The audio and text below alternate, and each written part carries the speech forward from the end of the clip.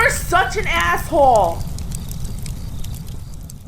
Hello, Lieutenants and Economists, the old captain here. We have a lengthy request, but I will save you a lot of time so that you don't have to listen to the Unabomber's Manifesto, because that's what the old captain had to listen to.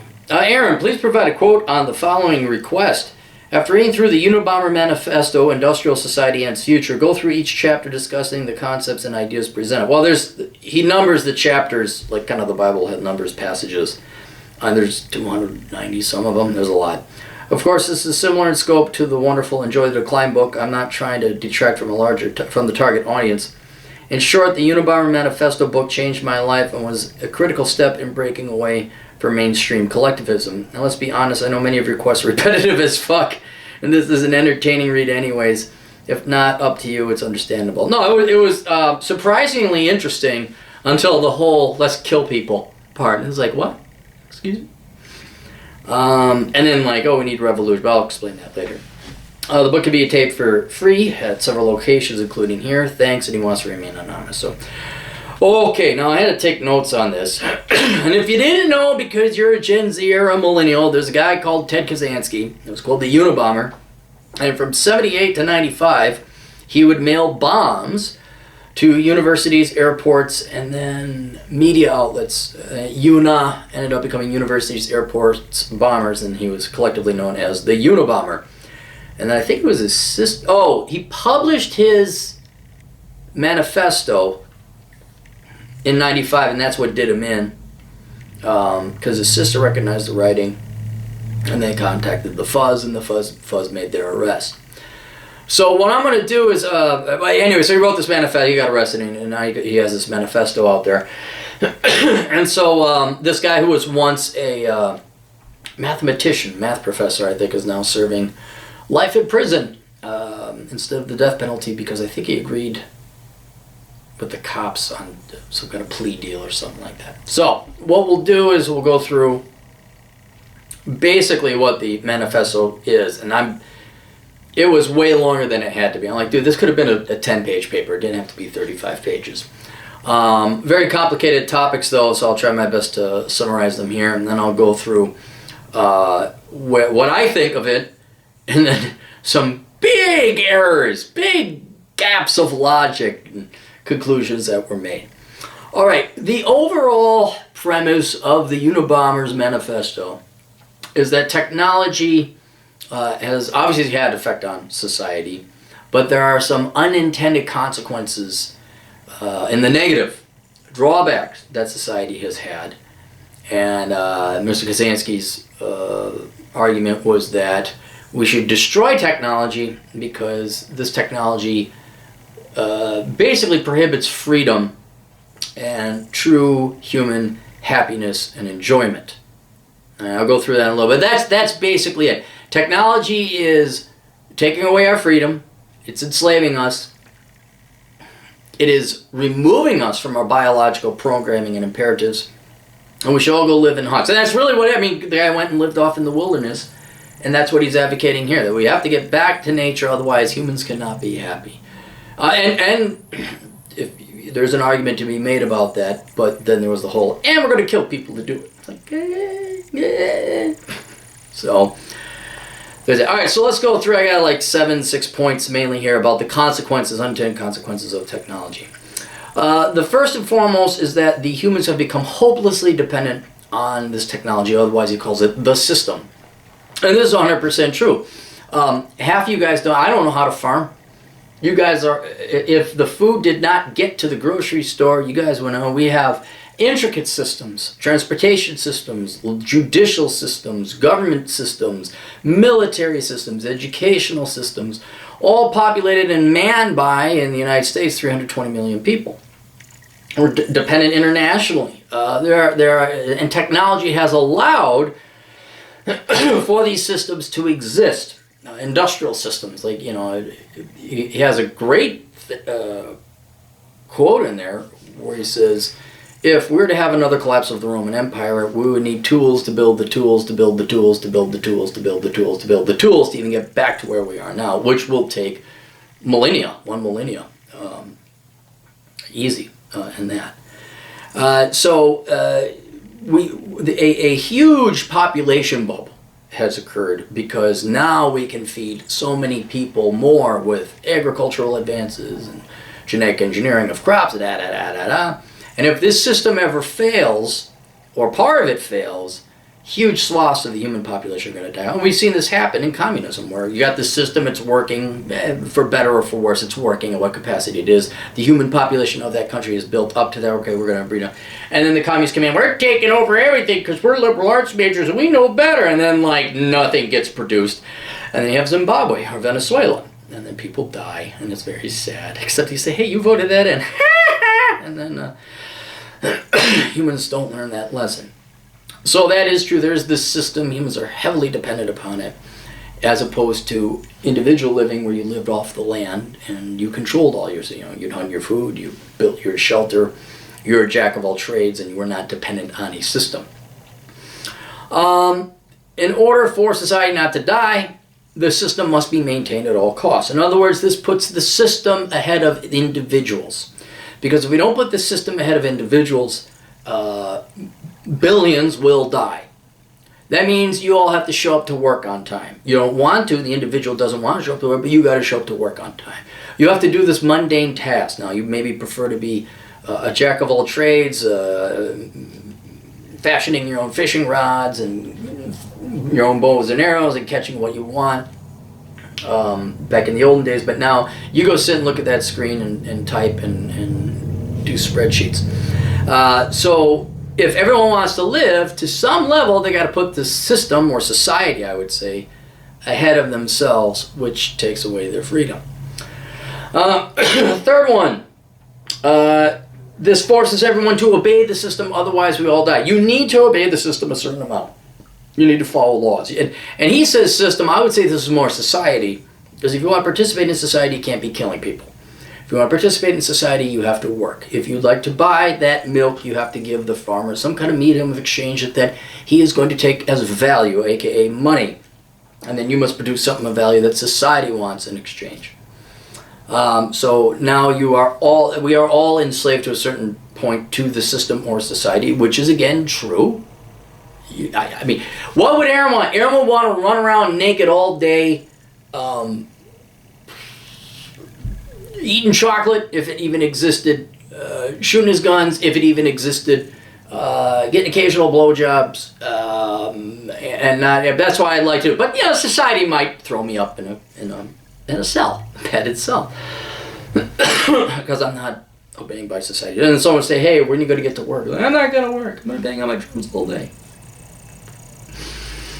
All right, so this has resulted in a bifurcation, that's a good word, of two activities that humans do, whereas we used to just do one, and the Unabomber categorized them into productive or traditional activities, real activities that would help you live your life, and then you could, what little time you had left over, you could maybe pursue leisurely pursuits, and then surrogate activity. The difference between the two is that in the olden days, caveman and rock days, you didn't have a lot of free time. There was not this, all your activity had to be traditional, it had to be real, it had to be productive, it had to be used to produce and survive. Now, with economic production and the system and technology, you really only have to work about 2 hours a day to survive. You really don't need to work that much more. So why do we work 6? Why do we work 80 hours a week? Why do people work that much? And he says, well, that's all surrogate. In other words, frivolous, pointless activity.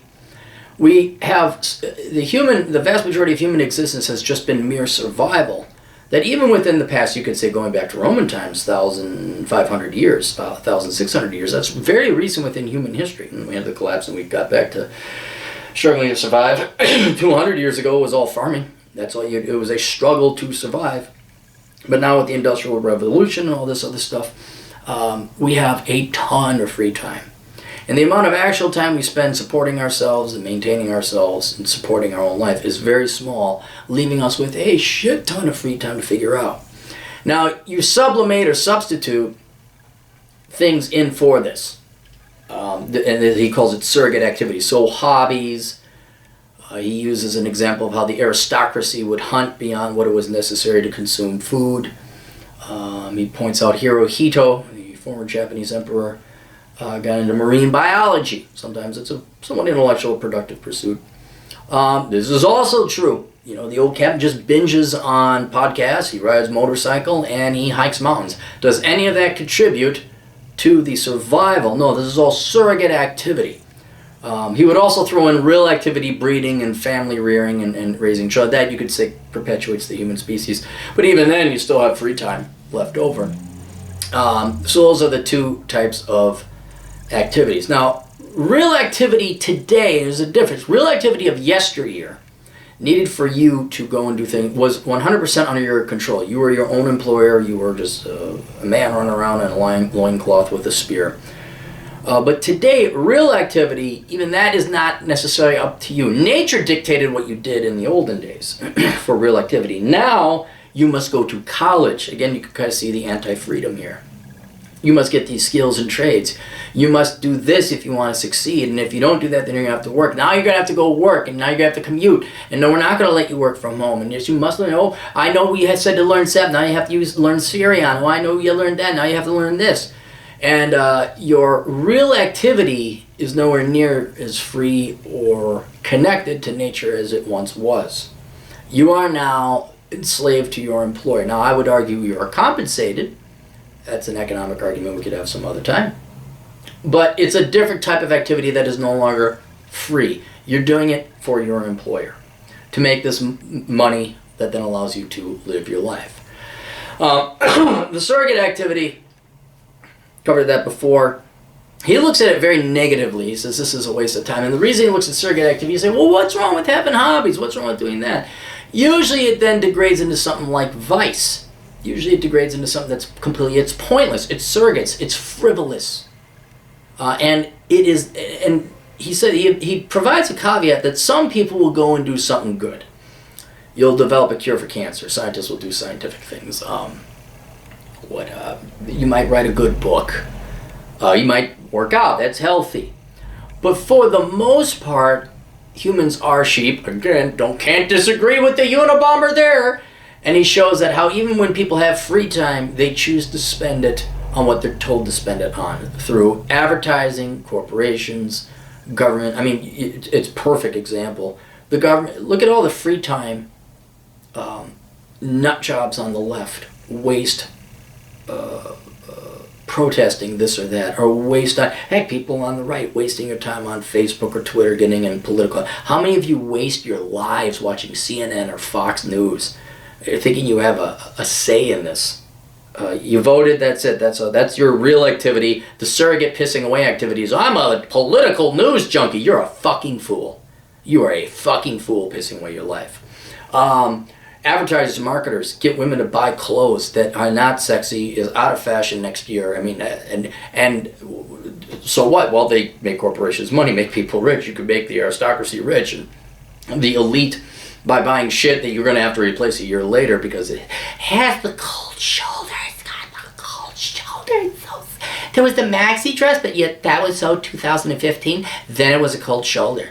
But Tina, it's 2018, soon to be 2019. What do we do now? Oh my God, what should we do? How can we maintain relevance without it? And don't worry, marketers in the fashion industry will come up with something for you there.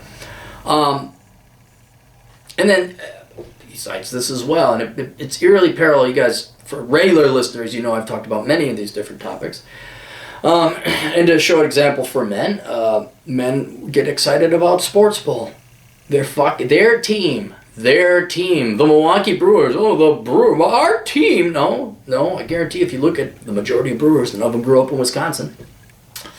So he shows how these surrogate activities are easily programmable, indoctrinatable, and it is only truly a rare free mind that goes out and pursues philosophical pursuits, enjoys hikes in the woods, what does something they actually want to do. So it is surrogate.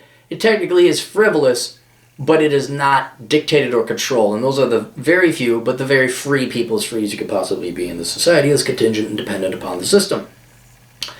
The vast majority of other people are told and they line up. And they line up because marketers ever go to college. Why? Because you gotta, okay, do what you want. The money will fall. All right, I is intelligent because I are a liberal arts graduate.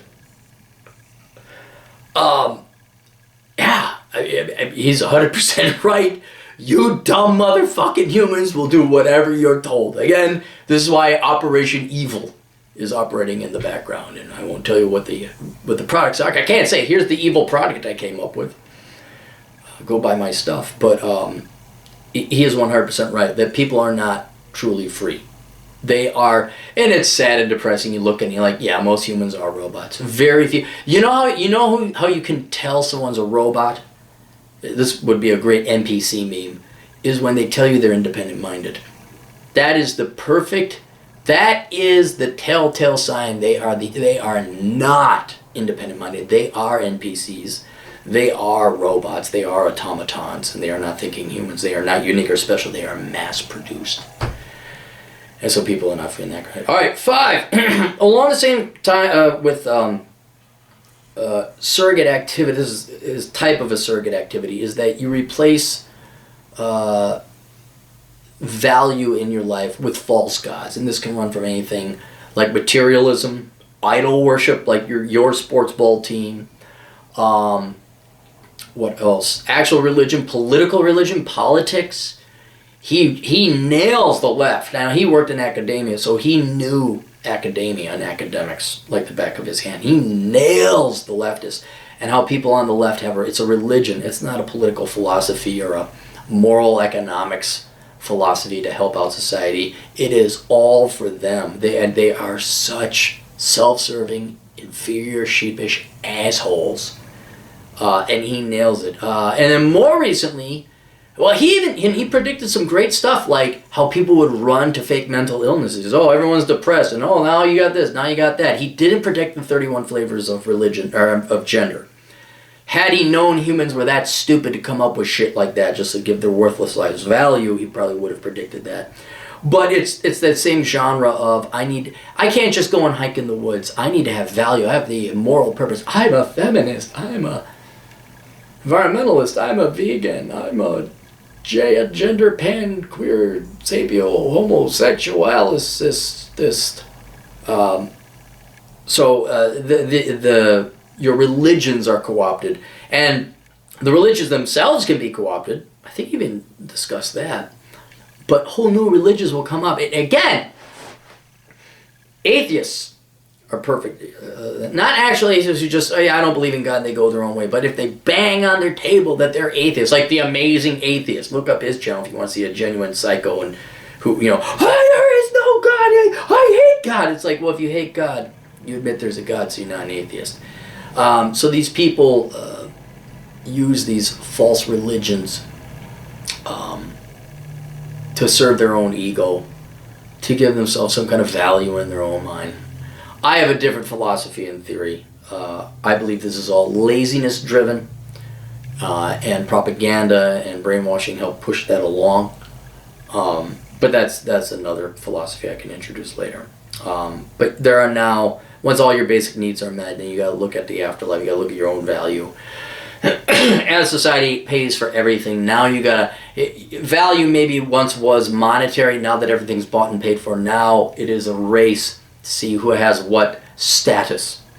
Oh, I'm the most oppressed. The oppression Olympics, the biggest whiners and complainers there ever was. Mental disorders. Oh, I got this. I got this gender. They look for fights. They look for crusades and causes, so they have something.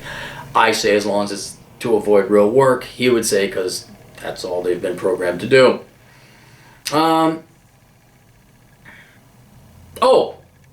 Number 6. So I guess I got 8 points here. I numbered them wrong. Neither new real activity, the work involved, or the surrogate activity, the hobbies, vice, and addictions and false religion and all that, is real activity. And this is what he calls the power process, and this is somewhat of a misnomer, but he says in order for humans to be happy and satisfied, for humans to be content, to be happy, to be fulfilled, you have to go through the power process, and that is executing your own decisions over your own life, right? Thus power. It points out that you don't really have rights. You can't have rights given to you. You say, well, I'm free to do what I want because some entity has given me rights. But yes, but in the end, you still have to do all these things because you're contingent upon the system. So he's not talking about government ordained rights. He's saying, what do you functionally have in terms of freedom in your life? And when you look at all the mandatory traditional work activity you had to go through to make ends meet, which is required anyway, but then also the surrogate activity that most people are trained, indoctrinated, and brainwashed and propagandized into doing, that is not control or power or exercising power over your life. That's obeying your masters. That's obeying another master. And at some fundamental psychological, biological, deep within the recesses of the human brain, you know that's not true. He doesn't point this out. I'll point this out. Feminists and feminism, feminists, women's studies, professors and majors, none of them are smiling. None of them are smiling. They are physically ugly people. They're also emotionally ugly people, and they have dead eyes. Now, is there a happy feminist? I'm sure there is. Spud Webb was a great basketball player, all right? But by and large, these people using their surrogate religion, their surrogate substitute frivolous activities are not satisfying the power process, controlling their own lives. They're doing what they've been indoctrinated and told to do, and they're miserable. And so people are depressed, they're using drugs, they're using vice.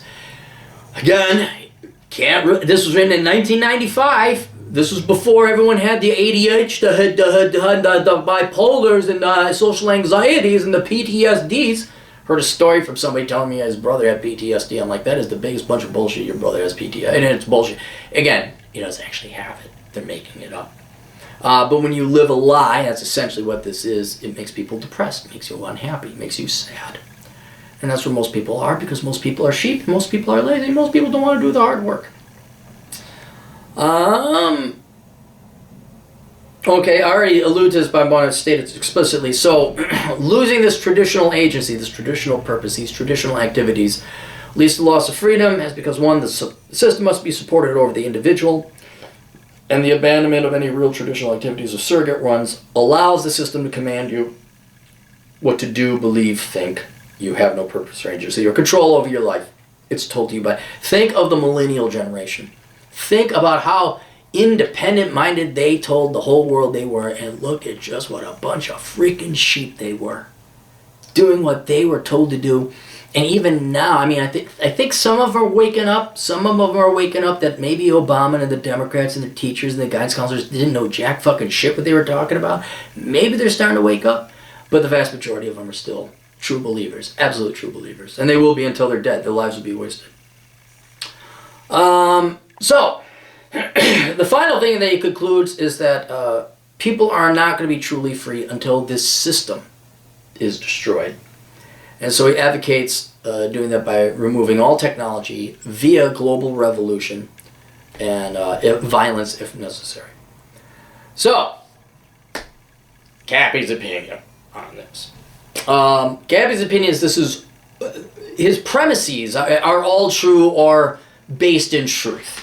Oh, how am I sticking to this chair? Some of the stuff is just dead on accurate. His analysis and description of leftists is spot on. Yes, people are hopelessly dependent on the system. Yes, people are brainwashed. Yes, people are doing... I would have to agree with 95% of what he said. That is true. Down the road, there will be a huge collapse of Western civilization. There'll be lots of starvation. Like I said, I just need the lights on for another 35 years. After that, I don't care what you people do to yourselves.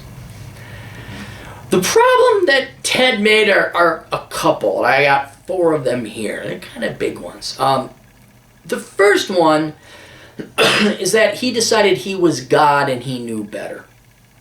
He's all about freedom, but he doesn't understand that, at least in the Western world where technology is most advanced, people still do have the right to vote. And not only do they have the right to vote, they have the right to succeed, and they have the right to suffer the consequences or successes of their decisions. And whether they're sheep or not, whether they're brainwashed or not, but if you're banging on the thing telling people how independent-minded you are, and you still get duped and you make decisions that are bad for you, Well, that's comeuppance. They deserve it. I wonder who died and made Ted Kaczynski God in his mind, that he had some right to start telling people that you're going down the wrong way, I got to stop this. Like, why, who are you? People get the right to vote. They do. They get the right to make decisions. They do. And if they can't overcome blatantly obvious brainwashing, believe women. I mean, just think about that stupid why. How about belief, proof, and evidence? How about acknowledge women can lie? I mean, that's the level of brainwashing we get to. If society is that dumb that they're just going to believe someone because of their gender, ignoring the very real fact and truth that they can lie, then these people don't deserve, that society does not deserve to go on. It does not deserve to live. It will be taken over by a much more realistic society, or it'll just collapse. There'll be a lot of empty land. So where are all these buildings there? And some new people come in and they'll create a whole new great, and they'll fuck it up just the same. But I don't know what gave him the right to tell society what to do. What does he care? You know, he even admits this thing would be decades off into the future. He'd be long dead before any of this actually. What does he care? So that's one thing. Another thing, he didn't ask what people preferred. Again, getting back to the well, they're telling you what to do, but by God, I'm going to really tell you what to do by ending your life, by destroying the machinery. He never asked people what they wanted out of life. Like, do you like toilets?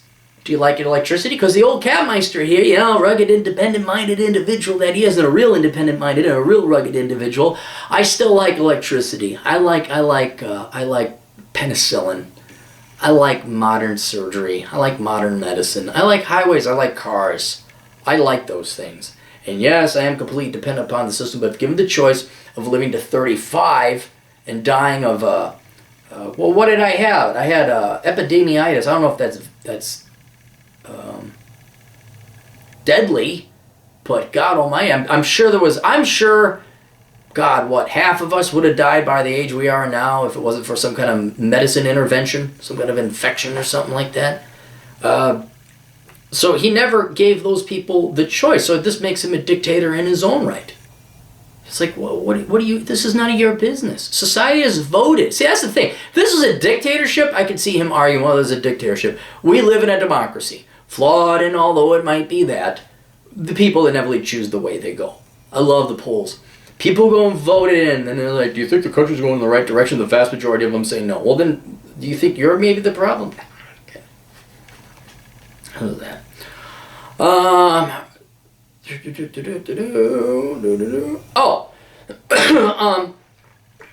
The third one is he did not assess the reality and the practicality of his solution and revolution. His assessment is, I'd say, almost 100% right. His solution was not feasible at all. And this is fine. Like, I come up with solutions to problems that would solve the problem, but they're not feasible. For example, eliminating the public school, or not the public schools, the colleges and universities. I'll solve the problem, but that's not feasible because there's no political will, because kids are too spoiled and they want to have... Ted Kaczynski, didn't ask if this revolution of his was feasible, and that's fine if you, but if you then commit your life to it and start mailing bombs to people, well, now you've just committed your finite modicum of life in this grand scheme of the universe to being subjected and inevitably taken away from you by the authorities and the system. Because when you start bombing people in the system, no matter who it is, the feds are going to come after you, which they did, and they're going to throw your ass behind bars. Now, this is an error and a flaw, a gaping one, where he couldn't logically conclude what would happen to him. All he did was try to advance an impossible ideology. That's not going to happen. There's not going to be a revolution. The people are too sheepish. He should have known that. He should have known that this, he calls it we, and he says, we are the revolution. There's no we, it's one guy. One guy is not going to stop trillions of dollars worth of K through college propaganda and educational brainwashing, multiple trillions of dollars in advertising brainwashing, a political, the whole system is designed to be self-supporting. One person is not going to stop it. And he had a choice. Do I ruin my life trying to launch this revolution, or do I just do the best I can, write my thesis, and set it out there for that? And here's where this is the fourth thing.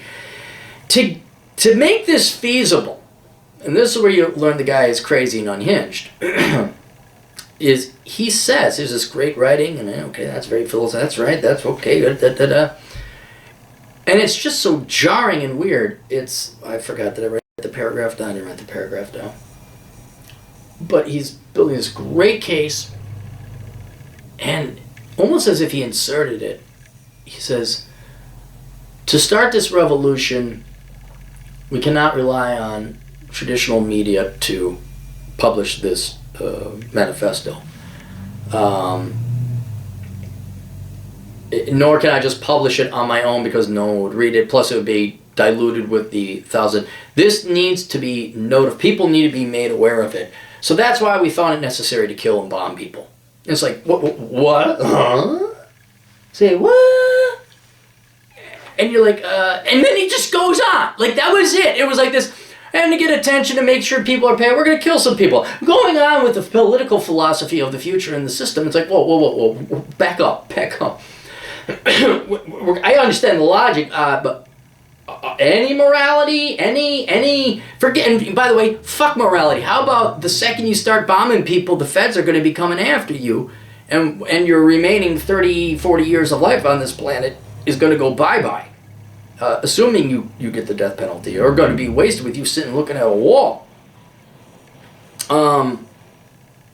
So that's where you just, and I think this is where Ted Kaczynski could learn to enjoy the decline a little bit. He's a mythical Cassandra. This is where there's a gal in mythology. Her name was Cassandra. She could see what would happen in the future. She did something bad, so her curse was that she could see the future, but no one would listen to her or believe her when she told it. Now, Kaczynski's the same thing. He is a mythical Cassandra. He sees this happening. I'm inclined to agree with him. I'm inclined, a lot of it already is happening. But do you want to be the mythical Cassandra that bangs her head against the wall and tries to tell people? Or do you want to just throw your hands up and say, enjoy the decline, I'm here, I'm going to enjoy what limited life expectancy I have left on this planet. And that's where I think Kaczynski, he had this control issue where, like, no, society must understand. And so in an ironic sense, his surrogate activity was this damn thing. This manifesto, this crusade to stop society. It wasn't feasible. It wasn't practical. I'd argue this was mental masturbation for him. Because I don't know how someone that smart, that educated, and a math professor no less, that logical, would not conclude this is not feasible, so I shouldn't do it. Or I could certainly publish this. I mean, that would have made a great academic paper. I don't know what field, but it would certainly get read. Now it's read, and you know what? It probably got read more because he bombed. But no one's gonna turn off the system. No one's gonna turn off the matrix. No one's gonna turn off the running water. And so I imagine that this was his surrogate activity. This is his truly frivolous activity where he could have, it wouldn't have been frivolous to make the argument down the road so we might save some lives, and people say, oh yeah, this is what's happening, he's right, what do you recommend? He's like, do this or else. And that's where he kind of lost me. I just want to get there. So, okay, what I want people to draw from this here. Do not run into being the mythical Cassandra. I don't, obviously, I hope none of you, I'm going to assume most of you, preciously, hopefully, I pray all of you, know not to bomb and kill people to advance, not even a political agenda, but to warn people. Like, if you know something's going to happen, if you are a mythical Cassandra, and that's what most of you are. This is for those of you who think the United States and the West or society is in terminal decline, you care about the future of society, don't let your care and compassion ruin your current life. This is exactly why I wrote Enjoy the Decline. You don't want to ruin what you have now, obsessing about something you don't control. If anything, the serenity prayer would have been great to participate here. So you don't want to be a mythical Cassandra in one sense, in that you bang your head against the wall trying to tell people what's going to happen and they don't listen to you. That, trust me guys, I've been there. I try to warn people about the dot-com bubble, the housing bubble, the education bubble. At least the last one I made profit off of it. People don't want to listen. And you're going to get pissed off. You're going to, assholes. You know what assholes are? People that ask you for your advice but then don't follow it. That's draining. That's taxing. It's disrespectful. Right? That's why asshole consulting charges. So at least I get the money out of it.